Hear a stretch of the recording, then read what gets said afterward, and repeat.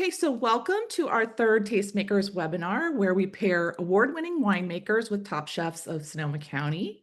I'm Heather Irwin. I'm the dining editor for the Press Democrat and Sonoma Magazine, and I'm so glad you could join us. And let's just have some fun today. One thing I wanted to tell you before we start, feel free to put any questions you have in the chat. Or if you want to raise your hand at the end, we can definitely do that. But I love to have questions, so please feel free to do that. Um, by way of introduction, today we're going to be talking with Lise Asimont, the winemaker of Dot Wine, whose Rosé of Pinot was called a Ferris wheel of fun by the North Coast Wine Challenge judges. Welcome, Lise. I can't wait to get into that. And also today we have Armando Garcia, the chef at Dorado Kitchen in Sonoma, whose journey from dishwasher to executive chef is truly inspiring as his delicious food. Welcome. I think you guys are both going to be a perfect pairing. So let's get right started. Lise, why was your rosé called a Ferris wheel of fun? Because I know I couldn't stop drinking it. Oh my goodness, thank you. Well, aloha everybody.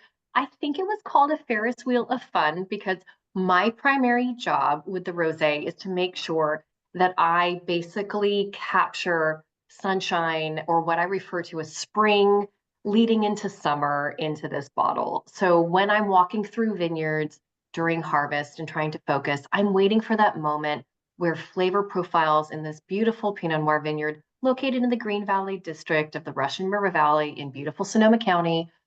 This Pinot Noir is just popping with flavor. And I'm waiting for that. And I'm waiting for that moment where I really taste spring turning into summer. And I'm waiting for that peak of acidity. I'm waiting for I'm waiting for what I refer to as the first pick of strawberries in spring. And I know that all of this is very specific, what I'm mentioning, but I'm really looking for that. And Yeah, I everything I mean, just mentioned is so yeah. specific that it's also very challenging to nail. But yeah, I'm trying to find that. You Mhm. know, we were talking the other day, and you were telling me about your other job, your day job, and you work with Fully Family Wines. What's your title there? I'm the senior vice president at Foley Family Farms, and I'm very proud of that. I've worked very hard to get there, and I feel very supported by that team. Absolutely, absolutely.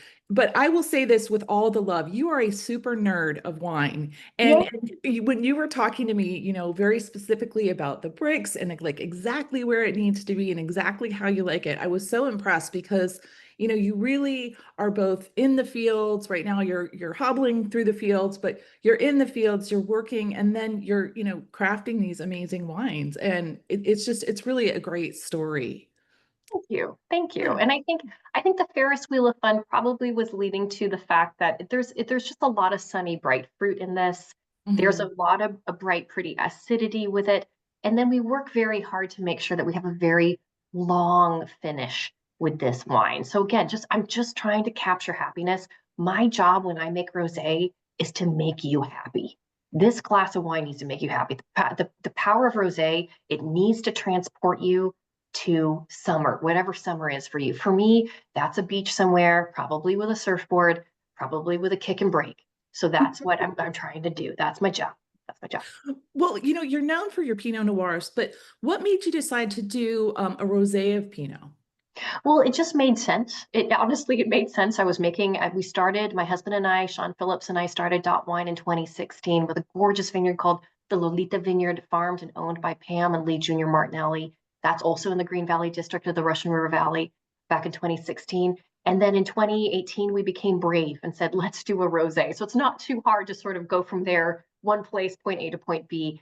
And I wanted to do an intentional rosé, meaning that we farm a vineyard for rosé production, balance the crop load appropriately, have the right amount of canopy management towards that, and then make sure that in the winery that we are going direct to press, spending the appropriate amount of time in press to get the right amount of color extraction, around amount of flavor extraction, going directly to tank, and then going directly to bottle. I know that sounds really streamlined and simple, but it really takes a tremendous amount of work to do it right. Absolutely, absolutely. So tell me a little bit about how Dot came to be, where the name came from. And I know it's a labor of love for you and it's very Yeah. small production. So Dot is actually short for Dorothy, which is my husband's grandmother's name. And he wanted to name the winery after a woman who was as fiery as the winemaker. Let's put it that way. So Dorothy is Dot. Dot is Oh, Dorothy, and that's where it came to be. And we started Dot Wine because honestly, I was not the nicest wife. I'm going to be honest with that. Every day I would come home from harvest when I was able to come home. I've always worked for larger wine companies in serving as a viticulturist, and it would take me anywhere from Oregon to Washington, where have you, or California, throughout California. And I'd come home covered in the soil of 1,000 vineyards, is how I would put it. I'd be super dirty head to toe. And I've always served in the capacity of farming, and I'm very proud of that. And I'd come home and I'd walk through the door, and my sweet, amazing, wonderful, caring husband would greet me with a glass of wine. And he'd say, "Guess what this is?" And I would smell it, and I would be snarky and critical of it, which is not a nice thing to do. I should have been grateful. And finally, he'd had it and said, "Fine, you make your own Pinot Noir and you make it perfect." And that's kind of how Dot was born. and so what are some of the other wines that you're making? I know you won 3 awards at the North Coast Wine Challenge. Yes, that was honestly when we found out that we won. When we found out that 3 of our wines got double gold and went into the sweepstakes round, I thought that it was the most coordinated joke all of my friends who were judges had played on me, and I thought it was very cruel, but funny. I mean, really funny. But we make a Sauvignon Blanc from the Russian River Valley called Nalu. Nalu means ocean wave in Hawaiian. It mimics the philosophy I have with Sauvignon Blanc winemaking. I'm also a surfer, so need to want to make it not overly ripe, not underly ripe, just ride the rail and make it beautiful. And also we made our first Grenache from the Russian River Valley from the River Smoke Vineyard off of West Side Road. It's a beautiful vineyard, and so we made that. So that went into the sweepstakes as well. So that was kind of crazy. We also make Pinot Noir. We make 3 different vineyard designated Pinot Noirs. We make a sparkling wine as well, and then I make 2 different Zinfandels from the Dry Creek Valley. One is a traditional made Zinfandel, and one is a carbonically macerated Zinfandel that I love to serve chilled, which makes my summer days amazing. Yeah, I mean the chilled red wines are really becoming a thing, or maybe they've been a thing for a while, but they're just really starting to come to my attention. Tell me just a tiny bit about that. Well, I love myself a chilled red, and it to me means it's afternoon on a summer day. So for me, it's just a great way to do it. Unfortunately, I do work 7 days a week, and I tend to overschedule myself. So when I can have a chilled red, that's a barbecue, a summer barbecue for me. So we take a gorgeous vineyard. It's called the Bumblebee Vineyard. It's located in the Lytton Springs area of the Dry Creek Valley, which to me is the heart of the Dry Creek Valley. This beautiful vineyard is owned by the Bavaresco Kowali family. It's farmed by Four Seasons Vineyard Management. Big shout out to Victor Trenadu there. And these vines are 85 years old, but they are unusual for an old vine vineyard, old vine Zin vineyard, because they are trained on wire. And we let this vineyard kind of do its own thing. It's kind of a funky little old guy, and we pick it and we bring it into the winery. By the way, big shout out to Jay Rickards Winery, where we custom crush our Dot Wine, and many micro wineries like us custom crush as well. It's a wonderful incubator winery for many amazing little brands like us. And their facility winemaker, Plain Brazil, is extremely talented and a wonderful partner for us. We absolutely love this man. He's extraordinary. So with Jim Rickards, one of my mentors, just amazing people. Bring it into the winery, and then we carbonically macerate it. So it's full cluster fermentation. Seal the tank or whatever vessel we can get because we're so tiny, and then blanket it with nitrogen, exclude oxygen, and then the berries basically implode themselves. It's a very fun way to. It's also an ancient winemaking method. If you're familiar with other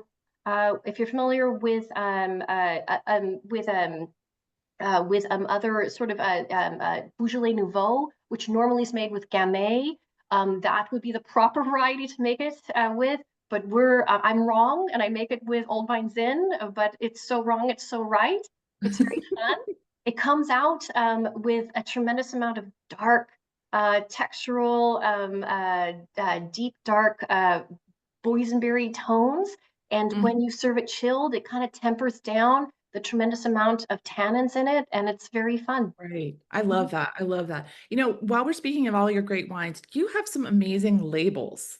Can you Oh, thank show you. us for sure on that one? It's a little Cool. hard to see, but There yeah, you go. now we can There's see you. it. Okay. There's Tell you. us a Yeah. tell us a little bit about the art and why it's important to you.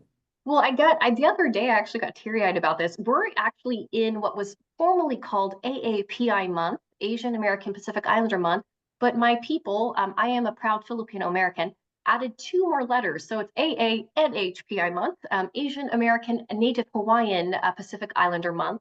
So holla, my peeps. And I'm very proud of the fact that I'm not only am I getting this award in this month, but this label, which is our rosé, has an undeniable AANHPI face, which I'm so proud of. So very proud of that. This label and also our Nalu Sauvignon Blanc were designed by a wonderful artist named Jackie Itel, who owns Paradise Now in Wailuku, Maui. She happens to be, and you'll find this about a lot of Filipino Hawaiians, she happens to be my cousin-in-law. And the artist, yeah, we're all related. It's Yeah. true. Um, and the model for this beautiful label with this undeniable AANHPI face is actually my cousin Annalisa Astakaan Gates, who is from the mainland. She's actually a nurse in Southern California. Insert medical joke about Filipino Americans here because it does work. My mother is also a doctor. So, but my husband, who is not of Filipino American descent, is such an ally for the AANHPI folks, and we have so much representation on our labels, and I'm so grateful to him to have that. We're such a small brand. We're only 800 Yeah. cases, but we have so much Wait, representation. did you So it's say great. eight? How many cases? 800 cases. We're tiny. 800. Wow, it's No, really special. And so what's important here is how can people find your wines? well, our mini brand is available online. We also have a wine club as well. I actually see one of my wine club members out here, Dr. Tom Collins. Shout out, love you and Kristen. And so you can check us out at www.winery.com. So we have an online presence, online store, and we also have a beautiful wine tasting room in the cooperative room at Bacchus Landing, which is this gorgeous winery collective located off West Side Road in Healdsburg, California.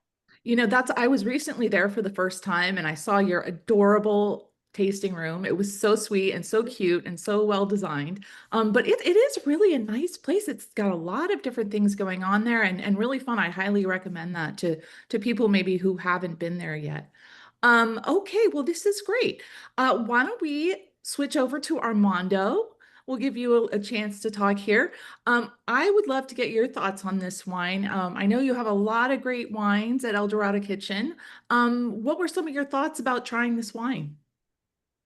I mean, I try by myself first, and I like that city and everything is well balanced. And I try with the spicy food that we make in La Cantina. We got like the Cantina, we make just Mexican food there. So I try with a couple tacos and eat very well. And I try with a paella and couple appetizers and everything. It's Mm. very, it's a very approachable wine that you can pair with food very easy.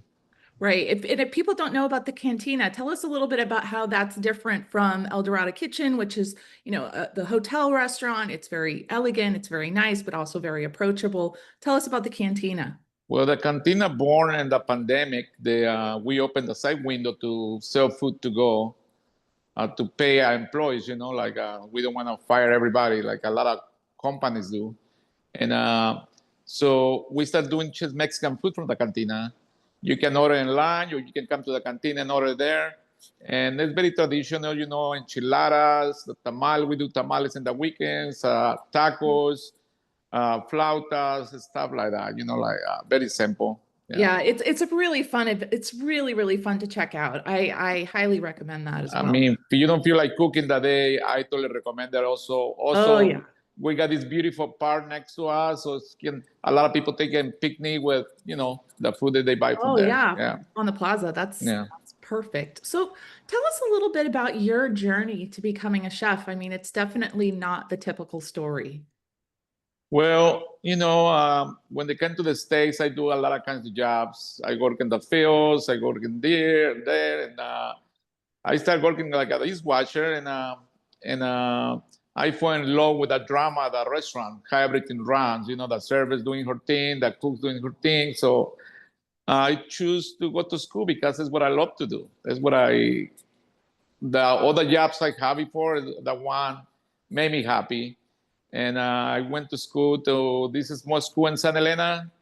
Um, then I started doing my apprenticeship and go from there, work with good chefs that teach me how to run a kitchen and travel a lot before I had kids. And that's how I became a chef.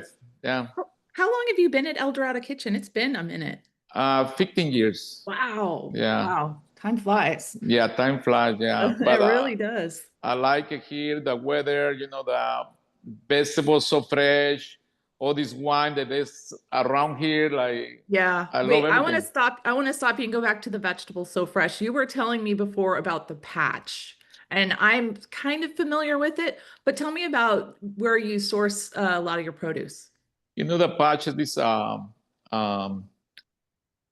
It's like 2 blocks from El Dorado Kitchen. And yeah, we go to them and they, whatever we want, they cut at the same time and they bring it to us. So sometimes we go pick them up. Yeah, you just walk over and pick up the tomatoes. Yeah, yeah. Also, they got a little stand for the public. Oh, okay. With a scale and like a little a metal thing with a hole. So you pay what you It's take on the care of honor yourself. system. Yeah, an honor system. Yeah. Yeah. So they got one of those there too. So yeah, it's kind of I'm fun. gonna have to check that out. That's really Yeah. cool. So how were you first introduced to wine? I work in a winery in Rutherford when I was going to cooking school, to pay my bills and stuff like that. And that's how the wine was introduced to me. And also, when you go to culinary school, they give you like 2 months the wines classes, like they take you to wineries. One day you try 8 o'clock in the morning, like 7 different wines. They teach you about their writings and stuff like that. So it's how I get introduced to wine. Okay. Yeah. Do you have a favorite varietal? I like everything, especially with when I go out for dinners or stuff like that. Like I like to try a little bit to keep learning, keep learning experience, and that way you get your palate exposed to different kinds of wines. Yeah. So, I mean, you talked a little bit about some of the things that you paired that you really liked on your menu and so forth. And one of the things that I think a lot of people talk about with a rosé are, spicy foods, things like that. I mean, Lise, do you have any thoughts about, some of the things that you like to pair the rosé with? I think I was a little aggressive in my article with Sarah Doyle, and I typed it up to her and she repeated it in the article. And then Armando, I need to know from you because my people we have spicy ají poke. We have poke, but and that's a love language for my people, and your people you have ceviche, right? But like, oh man, it's all the chilies you can put, but spicy ají tuna poke. For me, with as many chilies as you can sneak in there with avocado and serve it with hot rice, little side of kimchi. Oh, you made me hungry already.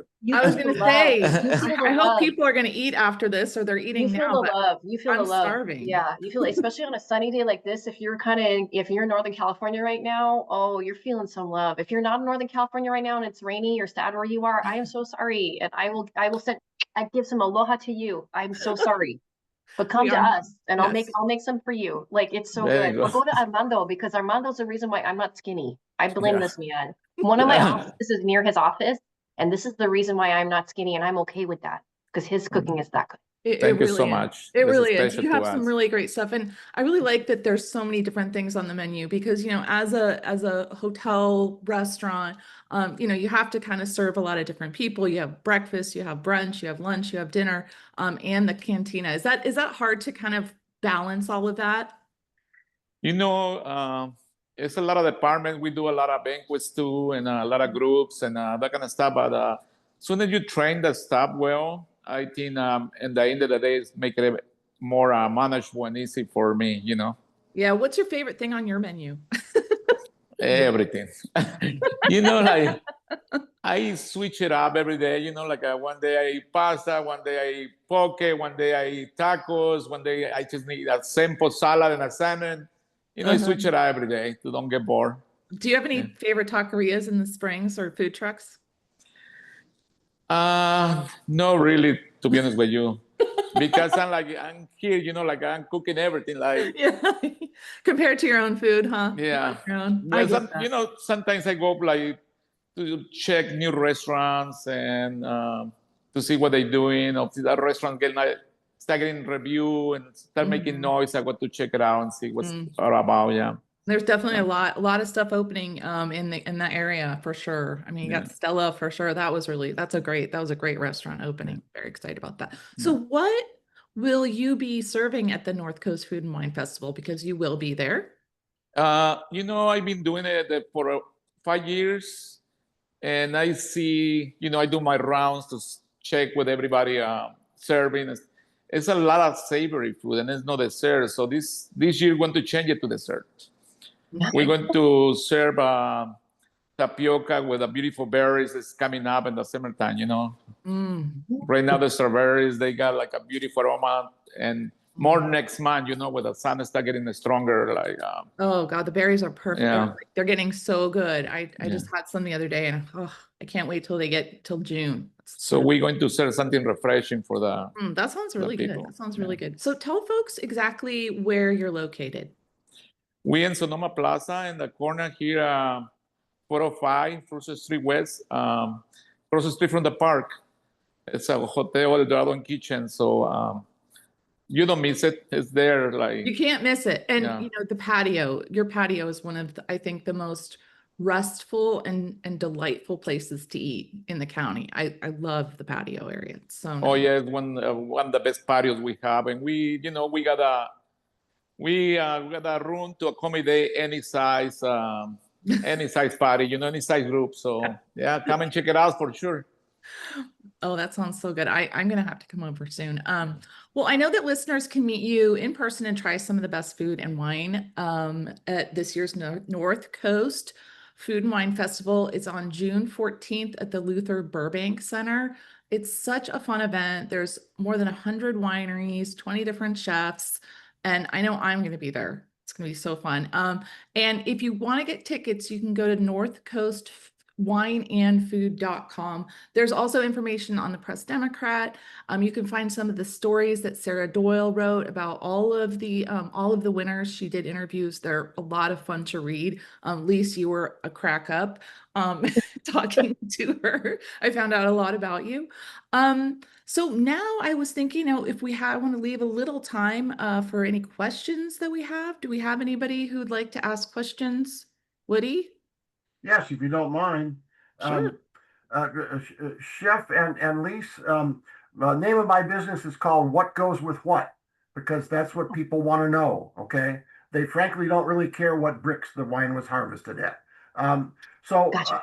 I'll ask the questions both ways. Chef, when you go to match a wine with food, do you do the wine first and then find food for it, or vice versa, find the food and then go look for the wine? For me, it's more easy to taste the wine first, and then I create a dish around it.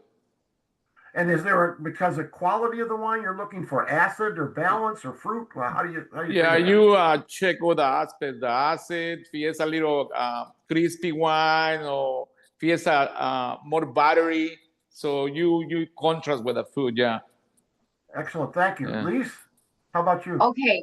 All right. So Woody, I'm half Filipino and half mostly French and German. Okay. And the French side of me my name's Lise Asimont, right? So the French side of me overwhelms everything. So I love going to the farmer's market or my local market. I live in Healdsburg. So my local market, big shout out to Big John's. I love Big John's. I love to go there with my husband. Place. Yeah. And I love to play what I refer to as little old French lady.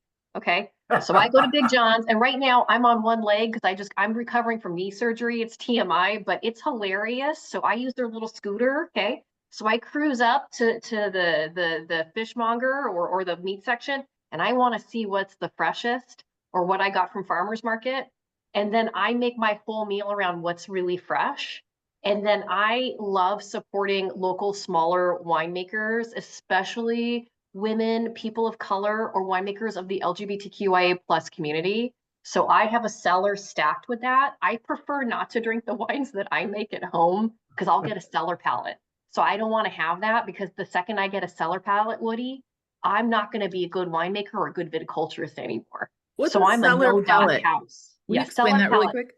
Cellar palate is if I keep drinking dot wine, or if I keep drinking Foley family wines, then the second we have a crazy vintage, I'm dead. I'm dead in the water. Okay. So I need to be on my feet. Right. And then the other thing too is I believe all boats rise in our tide. So someone like me, if you're a smaller, if you're a woman, if you're a person of color, or if you're an LGBTQIA plus winemaker, I'm going to buy your wine and I'm going to follow you and I'm going to promote you. I'm going to promote you till the day I die.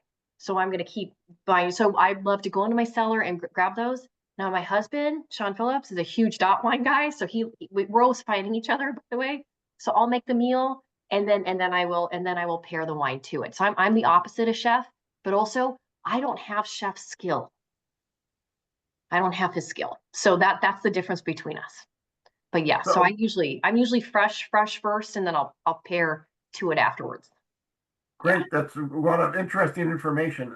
And we're big fans of Jay Ricard's. We're up there all the time. He's a great love fella. them. Yeah. Whole staff is. Yeah.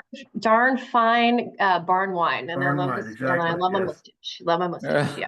Thank you both for your thoughts. Oh, thank you for the question, sir. Have a good day.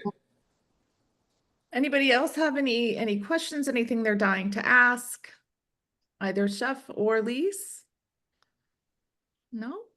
Okay. Well, I just want to say I hope I see you everybody in the festival, and it's a good festival to support, and and it's a lot of fun, and it's a lot of good wines to try.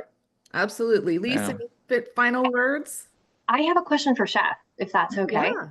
Okay, so Chef, people do this to people all the time, and Chef, I'm dying to know. Okay, so Chef Armando. Yeah. You're stuck on a desert island. And you can only bring one dish with you, brother. Ooh. Chef, what dish do you bring?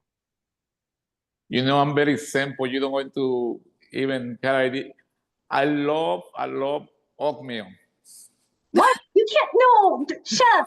And seriously, Don't oatmeal me. Don't oatmeal me. people ask me which dish is the you last dish. Oatmeal. Which you last dish? We've lost respect for you. That's not my mom. Okay, so Chef Armando, you're gonna die tomorrow. Here we go. You're gonna die tomorrow. What They asked me that, and meal? I still answer oatmeal. I love it. I just love it. Wow. Like I can't wait But for me to. hold on. How are you making your oatmeal? Because if I had your oatmeal, Chef, I probably would love oatmeal as much as you do. How do you make your oatmeal? Well, I make it one day before, and I put a little chia seeds and a little coconut milk and let it sit in the fridge. Oh, like an overnight oatmeal. Okay. Yeah. Okay. Yeah. All right, fair. And how do you pair wine with oatmeal? Good Lord. I hard know. one. It's kind of, it's kind of like my dish to start the day, Yeah. Like that's my lunch, my breakfast: oatmeal, 2 eggs, and a half avocado.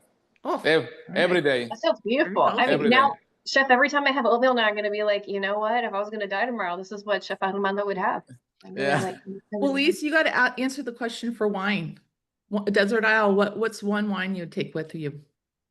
I would take Pinot Noir. Mm. I put it on my body for a reason. This is Pinot Noir tattooed on my body. There you go. That's it. I love Pinot Noir. I'm diehard. So. I love it. Yeah, Pinots, they're beautiful wines. Yeah, I love them too. Yeah.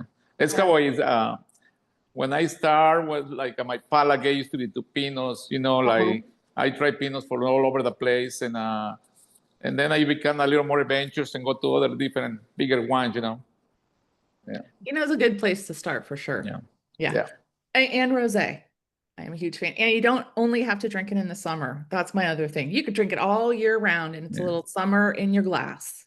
Amen, sister. Amen. Rosé, they explode in the last 5 years. Like you go to any store, they sell wine, and Rosé like a 4 or 5 times bigger in size than the other varieties. Definitely. It's definitely having a moment. I think it's an easy wine to drink. It's quaffable. It's something that, everybody can enjoy. So, but I will say that I knew about the Dot Rosé long before this, because I have a friend who is a huge, huge fan, and turned me on to it. So I was thrilled to be able to meet with you, Lise, and to try that wine again. So on that note, unless we have any other questions, I just want to thank everyone so much for being here. It's been really fun to talk with you, Lise and Armando. Good to see you, Woody. And I hope everybody has a great rest of their day. And thank you so much for being here. Oh, thank you for inviting us. Terrific Have a good Mahalo day. program. aloha. Thanks, everybody. Mahalo. Thanks. Aloha, everyone. Aloha. Thank you. Bye. Bye.